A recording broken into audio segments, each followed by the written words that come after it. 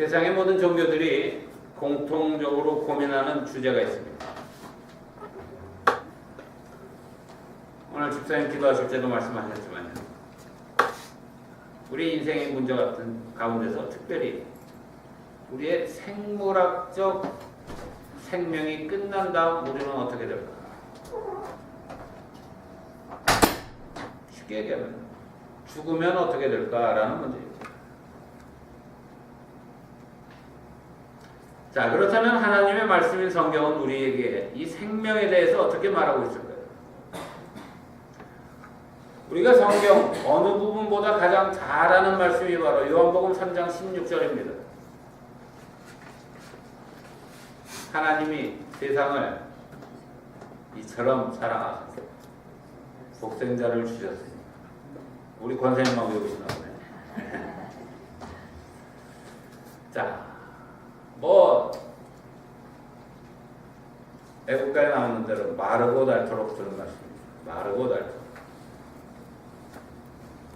하나님이 세상을 이처럼 사랑하사 독생자를 주셨으니 이는 저를 믿는 자마다 멸망치 않고 영생을 얻게 하려 하십니다. 영생. 생명의 문제에 대해서 바로 영생이다. 믿는 자의 삶은 끝이 아니라 영생이라 이렇게 해답을 주고 있습니다. 우리가 너무나 잘 알고 있는 구절입니다. 자, 그런데요, 이 구절을 암송하는 사람들 많고 우리가 수도 없이 들었지만요, 정말 이게 무슨 뜻일까? 그것을 자세히 알고 있는 사람은 많지 않습니다. 또 관심도 별로 없습니다. 그래서 오늘은 이 말씀이 무슨 뜻인지 조금 다른 각도에서 여러분들과 나눠보려고 합니다. 자, 요한복음 3장의 시작은 이렇습니다. 이스라엘의 지도자였고 바리새인이었던 니고데모라고 하는 사람이 한밤중에 찾아와 인생의 문제를 예수님과 나눕니다. 오늘 주보 앞장에 사진 그림 보시면 니고데모와 예수님의 대화의 모습입니다. 지도자였습니다. 그러다 보니까는 당시 예수님이 이상하게 배척받던 분위기였기 때문에 낮에는 찾아오지 못하고 밤중에 찾아와가지고 대화를 나눴습니다. 자기도 얻지 못한 인생의 문제에 대해서 질문을 합니다. 그는 갈급한 심정으로 인생의 문제를 던지는데 이 두 사람의 대화는요, 결국 한 가지 주제로 요약이 됩니다. 그게 뭐냐? 하나님 나라에 어떻게 해야 들어갈 수 있느냐입니다. 어떻게 해야 하나님 나라에 들어갈 수 있느냐? 이 예수님은요, 거듭나야 들어갈 수 있다. 이렇게 대답을 하십니다.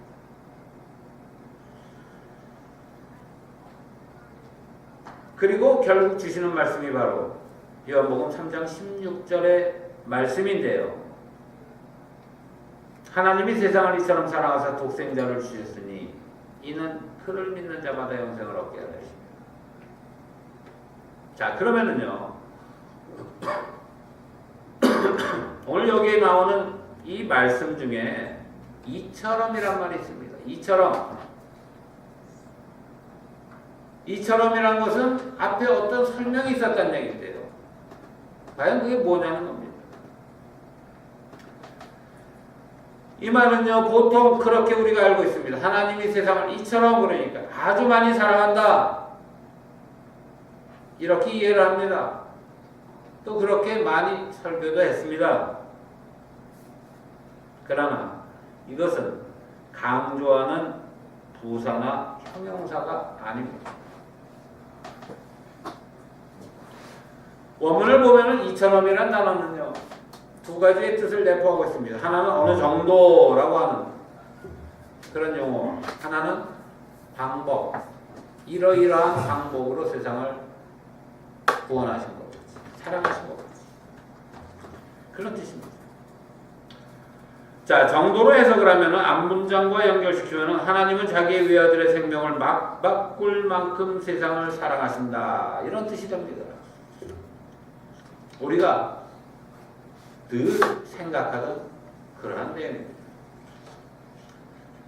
그런데요, 이것은 바른 주석이 아닙니다.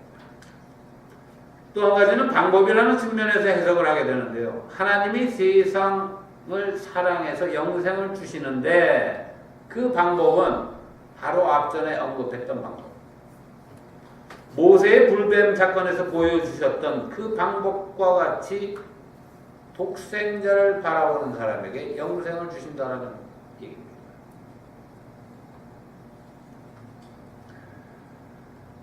니고데모는요, 바리새인이었습니다. 구약 성경에 대해서 정통한 사람입니다. 예수님이 지금 불뱀 사건을 언급하자 그게 무슨 뜻인지 그는 바로 이해하고 있었다는 얘기입니다. 요한복음 3장 16절 이전에 불뱀 사건이 등장을 하고 예수님이 이어서 얘기하는 겁니다. 정확한 내용은. 그래서 하나님이 세상을 이처럼 사랑하사. 그렇다면 민수기 21장에 이 불뱀 사건이 구체적으로 등장하는데 그 내용을 우리가 먼저 살펴봐야 한다는 얘기입니다.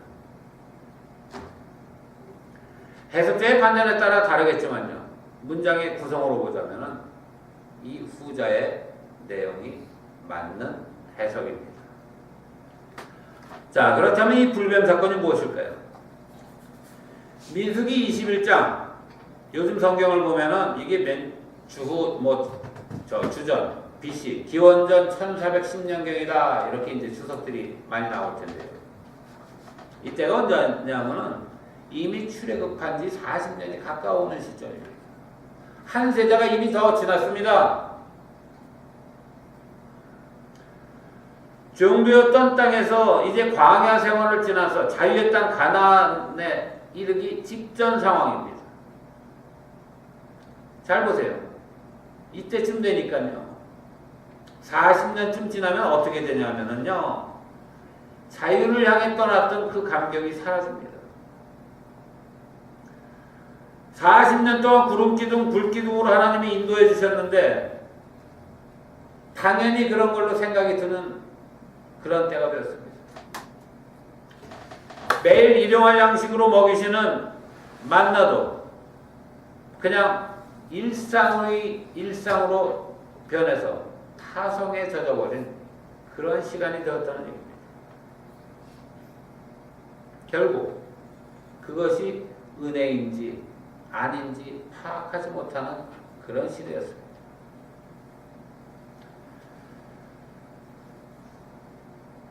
재밌는 말이 있는데요. 추억은 옛날의 고통까지도 아름답게 각색한다 라는 얘기가 있습니다. 추억은 옛날의 고통까지도 아름답게 각색한다. 노예 생활을 했던 시절은요. 아들을 낳으면 나일강에 제 자식을 던져서 죽게 만들 수밖에 없었던 그런 상황이었습니다.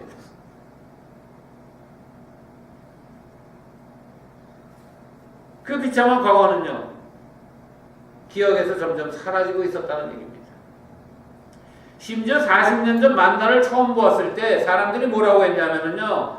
진주 같고 기름 바른 과자 같다고 탄식을 하면서 세상에 어떻게 이런 음식이 있냐고 그렇게 감격스러워 그 음식을 먹었습니다.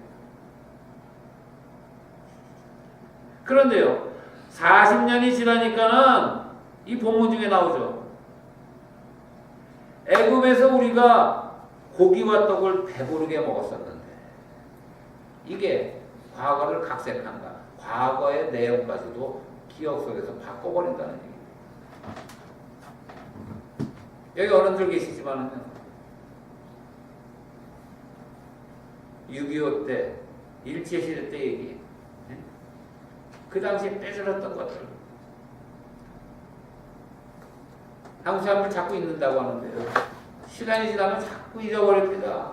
그리고 그때도 좋았던 게 있었지, 이렇게 기억을 바꿔버리는 그런 성향들이 있다는 얘기입니다.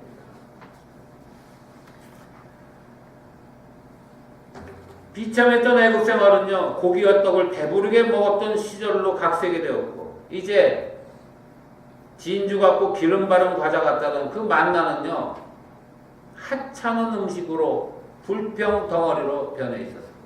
이게 광야 생활한 지 40년 이후의 이스라엘 백성들의 모습입니다.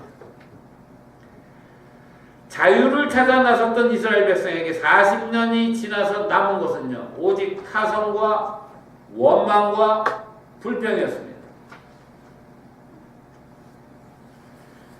그때요, 하나님은 광야에 불뱀을 보내가지고 이스라엘 백성을 고난 속으로 몰아넣으십니다. 수많은 사람들이 죽어, 수많은 사람들이 넘어졌습니다. 짧은 몇 절 안에 있지만요, 엄청난 사건이었습니다. 그러자 백성들은 자기 죄를 깨닫기 시작합니다. 잘못했습니다. 죽을 죄를 졌습니다.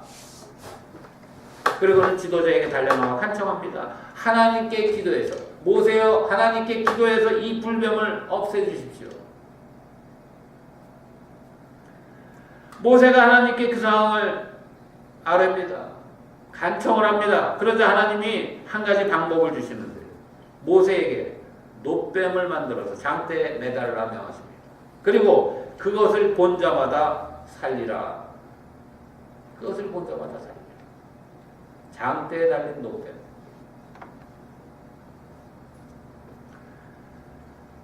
여러분, 우리가 회개란 말을 많이 쓰고요. 특별히 사순절 기간 동안에는 우리가 회개합니다. 회개를 많이 합니다. 하나님 나를 돌아보게 해주시옵소서. 조금 어려운 말로 하면은 나를 돌아본다. 회개는요, 냉철한 현실 직시입니다. 냉철하게 현실을 바라보는 겁니다. 각색되어진 현실이 아니라 냉철하게 내 위치가 어디에 있는지, 내가 어디를 바라보고 있는지, 내가 정말로 어디에 관심을 가지고 있는지 깨닫게 되는 겁니다. 광야 40년이 지난 이 시점에서 백성들은 자기들의 죄를 깨달았습니다. 내가 잘못해서 이렇게 죽어가고 있구나. 내가 잘못해서 내 자식들이 죽어가고 있구나. 그들은 그렇게 회개를 했고, 하나님께서는 철저히 당신의 방법대로 백성들을 살려주셨다는 얘기입니다. 매우 중요한 부분인데, 당신의 방법대로.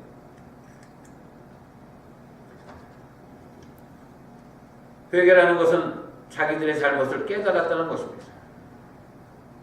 그리고 그것을 깨달을 때 하나님께서 살 길을 주셨다는 것. 이것이 바로 민수기 21장의 내용입니다.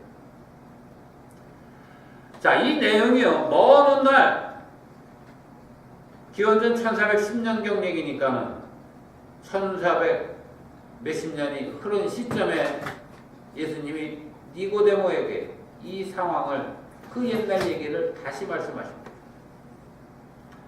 영생은 이런 것이다. 구체적으로 얘기하면요, 구약에 나오는 이 불뱀 사건과 예수 그리스도의 십자가 사건은요, 1000몇백여 년의 거리가 있습니다. 그런데 여기에는 분명한 한 가지 공통점이 있습니다. 두 사건이 가지고 있는 공통점은 하나님의 생명, 구원을 위한 계획이라는 얘기입니다. 사람을 살리기 위한 하나님의 계획이라는 점입니다. 그래서 조금 다른 표현으로 해요. 이것을 생명을 살리기 위한 일종의 매뉴얼이다, 이렇게 얘기를 합니다. 또 한 가지 공통점이 있는데요. 하나님이 준비하신 이 영생의 매뉴얼은 사람들이 보기에는 좀 미련하다는 것입니다. 자, 여러분, 뱀에 물려 죽는 사람이 장대에 걸린 노병을 본다고 살아나겠습니까? 그런데요, 민수기 21장은요, 분명히 그렇게 해서 살았다라고 증거합니다. 자, 3년 동안 예수 그리스도의 뒤를 졸졸 쫓아다녔던 제자들마저도 십자가에서 죽는 예수 그리스도를 보고 도망쳤습니다. 이제 끝났구나. 내가 잘못 짚었구나. 세상 말로 얘기하면 줄 잘못 써서 망했네. 그리고 돌아갔습니다. 그럴 정도로 십자가 역시 사람들 눈에는 미련하게 보였습니다. 그런데 분명한 사실은 하나님의 미련한 것이 사람의 지혜로운 것보다 낫다는 바울의 고백처럼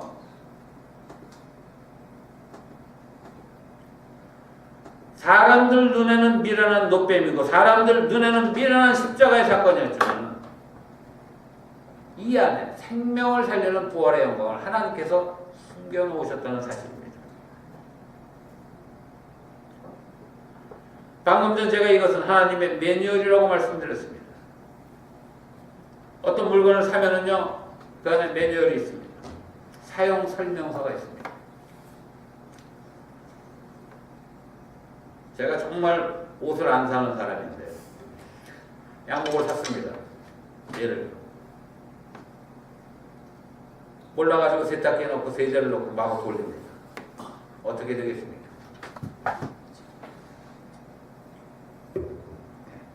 바로 갖다 버려야 됩니다.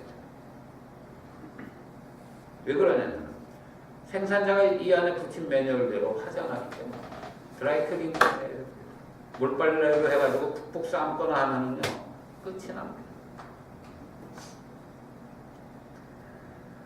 우리의 생명의 생산자는 하나님이십니다. 우리의 생명 사용법도 하나님이 정하신 방법대로 해야 한다는 사실입니다. 예수님이 니고데모에게 영생의 길을 답해 주시는 것이 바로 이것입니다. 이것이 하나님의 우리의 생명을 살리는 매뉴얼이다.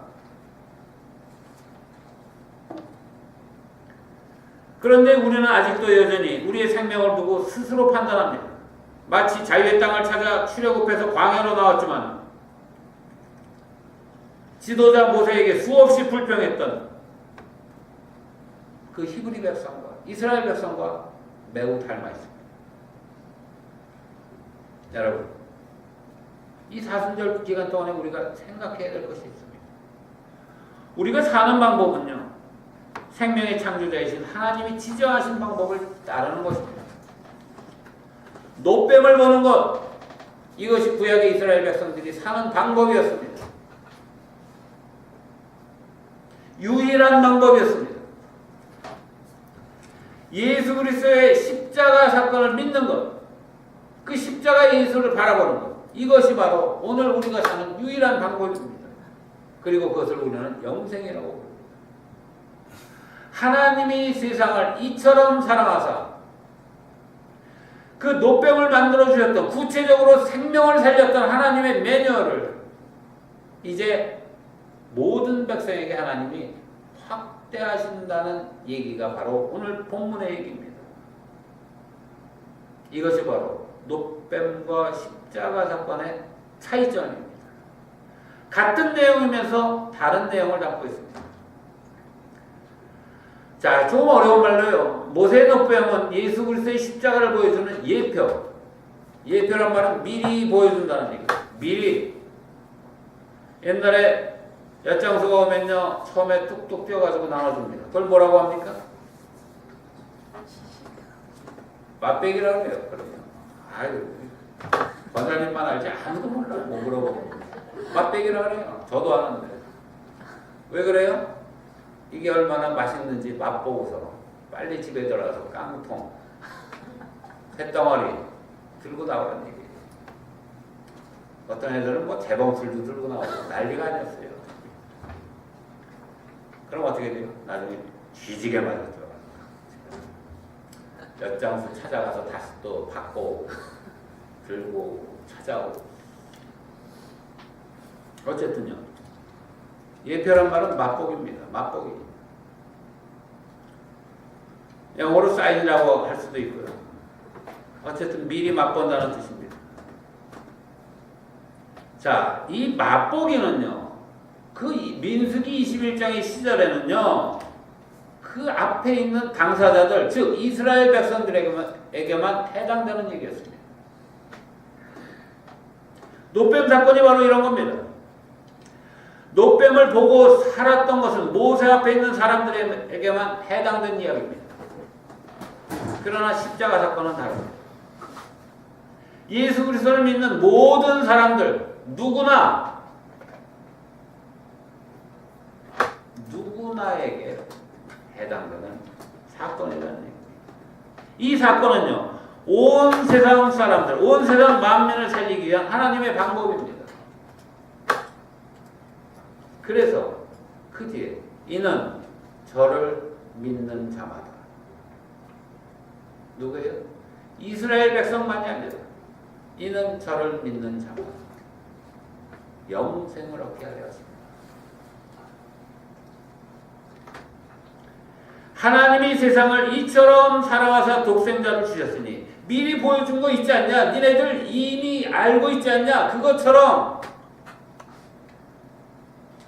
사랑해서 이제 독생자를 주셨는데 이 사건을 통해서 믿는 자마다 멸망하지 않고 영생을 얻게 하려 하십니다.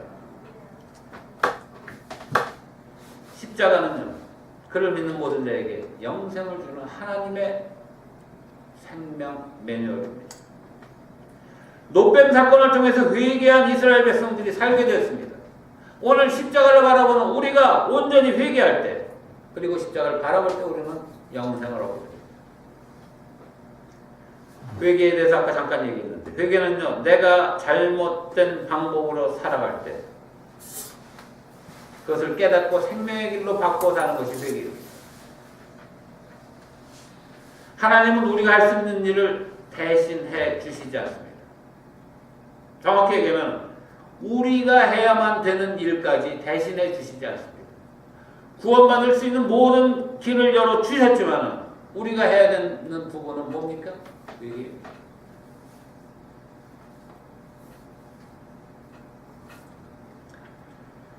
노뱀 사건과 십자가 사건이 근본적으로 다른 점이 여기 있는데요. 십자가의 예수를 믿는다는 것은요, 이제 조금 더 나아가서 예수처럼 살고 예수처럼 세상을 바라보는 겁니다.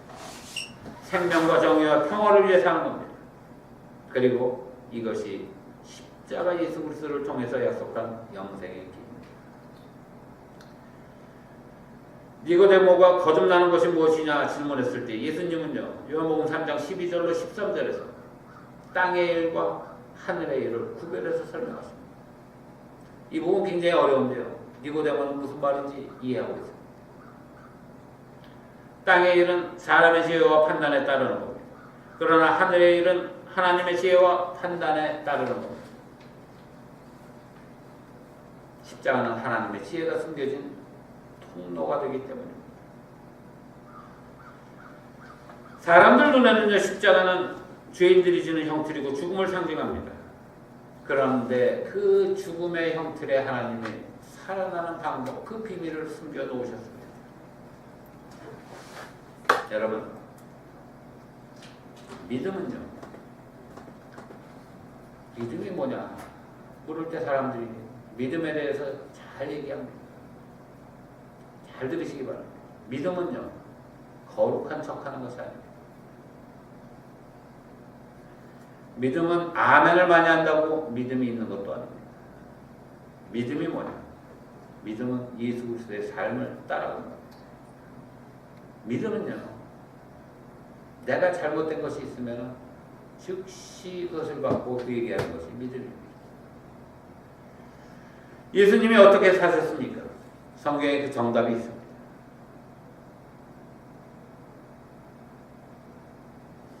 어둡고 불의한 세대 속에서 의로운 빛으로 사셨습니다. 죽음까지 마다하지 않고 걸어가셨습니다. 사람들은요, 우매하고 미련하다고 했습니다.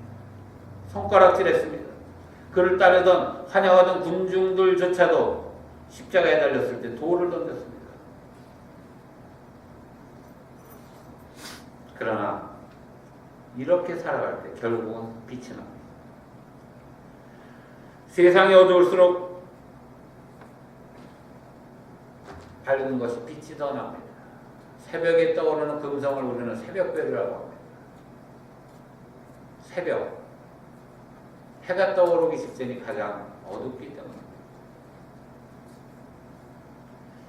여러분은 아직도 예수를 따르는 것이 여전히 우매하고 미련하다고 생각하십니까? 세상 사람들은 그렇습니다. 야, 주일날 그 좋은 시간에, 황금 같은 시간에 집에서 놀고 먹고 마시고 즐기고 그래야지. 미련한 놈들 같습니다. 우리 신앙생활이 어쩌면 그들에게 눈에 광야 생활처럼 보일지도 모릅니다. 그러나 분명히 기억하시기 바랍니다. 하나님의 세상 사람들이 보기에 미련한 그 모든 것들, 우리의 생명을 살리는 유일한 통로가 된다는 사실. 이제 십자가에 달린 예수 그리스도를 바라보면서 그 십자가 사건을 기다리는 마음으로 이 사순절을 보내시길 바라고, 하나님의 복음을 듣고 회개하고 생명의 빛된 삶을 통해서 이제는 그 향기를, 맛과 향기를 이웃에게 전하는 여러분들 되시기를 주님의 이름으로 간절히 축원을 드립니다. 기도하겠습니다.